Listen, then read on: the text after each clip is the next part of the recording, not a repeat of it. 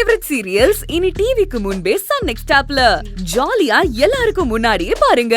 இப்பவே Sun next ஆப்பை download பண்ணி சப்ஸ்கிரைப் பண்ணுங்க.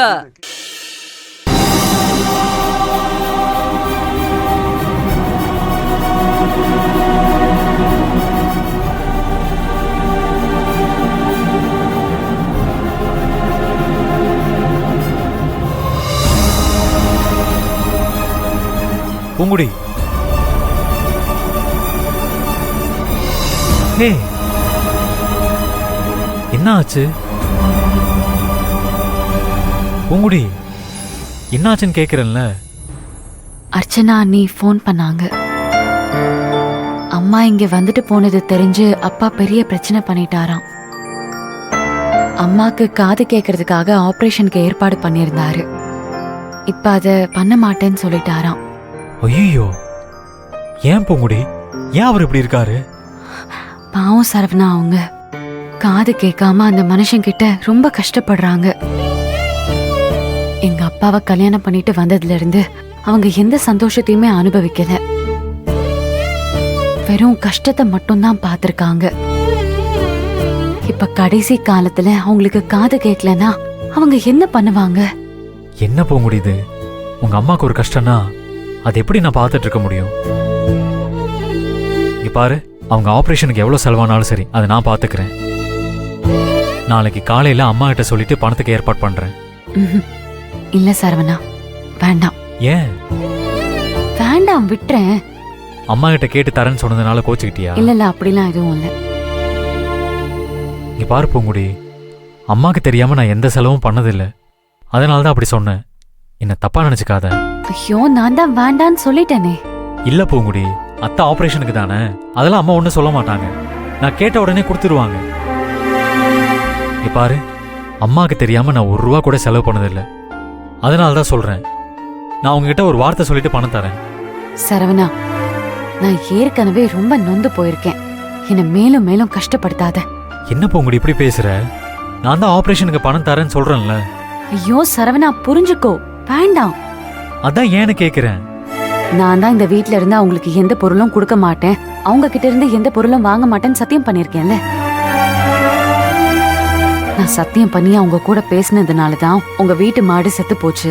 உங்க வீட்லயும் எத்தனையோ கெட்டது நடக்க பார்த்துச்சு. உங்க வீட்ல இருந்து காசு வாங்கி அவங்களுக்கு கொடுத்து அதனால உங்க வீட்டுக்கு மறுபடியும் ஏதாவது கெட்டது வந்துச்சுன்னா வேண்டாம் சரவணா.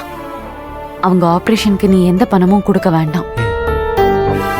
நீ குடுக்கறேன்னு சொன்ன பாத்தியா, அந்த நல்ல மனசுக்கு ரொம்ப ரொம்ப தேங்க்ஸ். பூங்குடி,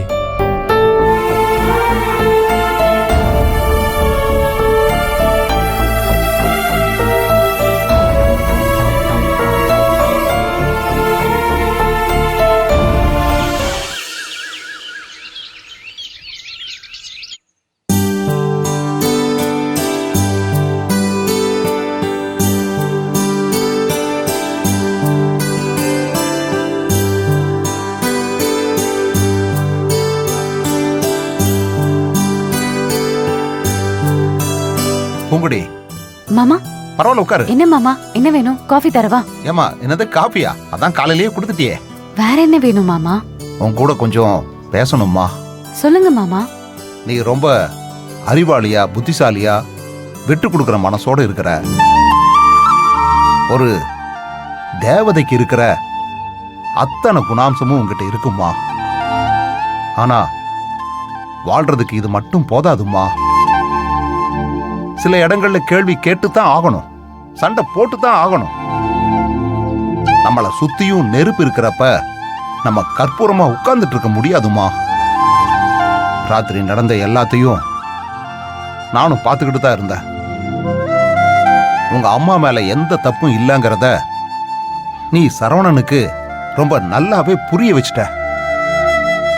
ஆனா அவ எவ்வளவு அழகா சரவணனை திருப்பி விட்டா பாத்தியா? எனக்கு அப்படியே ஆத்திரமா வந்துச்சுமா. அடிவயிறெல்லாம் பத்திக்கிட்டு எரிஞ்சுதுமா. ஆனா என்னால என்ன பண்ண முடியும்? எதுவுமே பண்ண முடியாது. ஏன்னா நான் பெத்து வச்சிருக்கிறனே ஒரு முட்டாள். அவனை நம்பி என்ன பண்ண சொல்ற?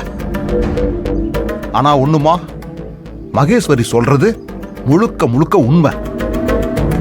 நாம என்னதான் சரவணனுக்கு புரிய வச்சாலும் கடைசியில் அவ வந்து அவனை குழப்பி விட்டுருவா. அவனும் அவ சொல்றதை தாமா நம்புவான். ஏமா, இதுக்கு மேலையும் நீ பொறுமையா தான் இருக்க போறியா?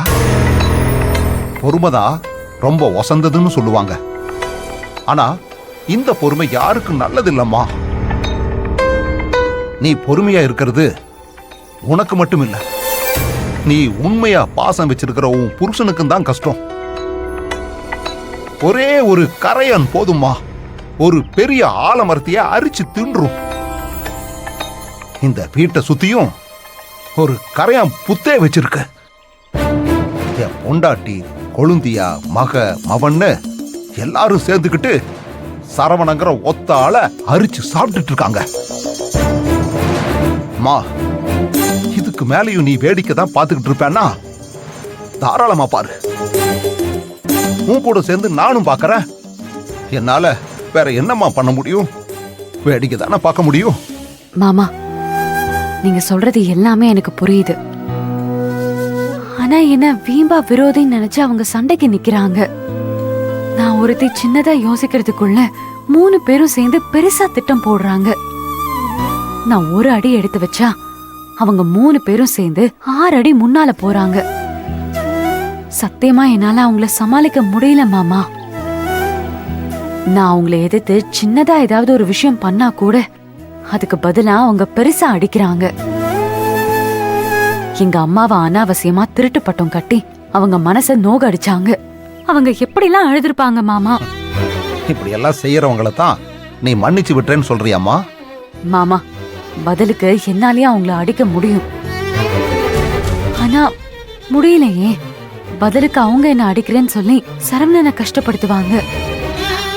அவனுக்கு ஏதாவது ஆயிடுமோன்னு பயந்துதான் நான் அமைதியா இருக்கேன் மாமா. இப்படி செத்து செத்து பொழைக்கிறதுக்கு பதிலா தைரியமா எதிர்த்து நின்னு சண்டை போட்டு என்ன ஆகுதுன்னு பாத்திரலாமேமா. உன்னை சொல்லி குத்தம் இல்லம்மா. சரவண மாதிரி ஒரு முட்டா பயல வச்சுக்கிட்டு நீ என்னமா பண்ணுவ? உன்னால ஏன் அவங்கள ஜெயிக்க முடியல தெரியுமா? அதுங்க பண்ணி கூட்டம். என்ன வேணாலும் பண்ணுங்க, எல்லாத்துக்கும் தயாரா இருக்குங்க.